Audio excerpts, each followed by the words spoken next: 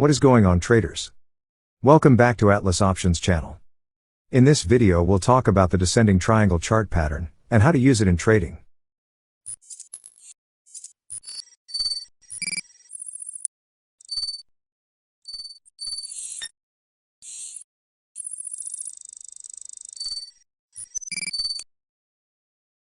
In technical analysis, the descending triangle is a bearish reversal pattern that is formed when the price of an asset is trending downward, and the trading range is narrowing.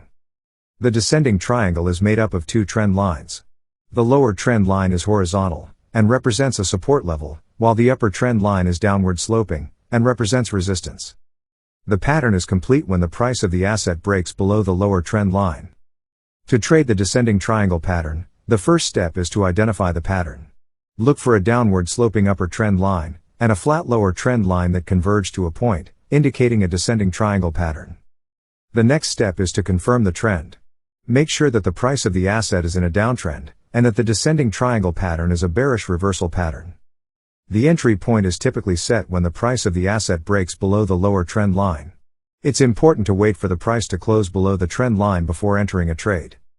To limit potential losses, a stop loss shall be placed above the upper trend line. The target level at which you plan to close your trade for a profit can be calculated by subtracting the entry point from the height of the triangle pattern, and then subtracting that amount from the entry point.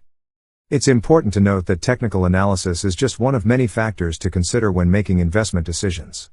Traders and investors should always consider additional fundamental and economic factors, as well as their own risk tolerance, before making a trade.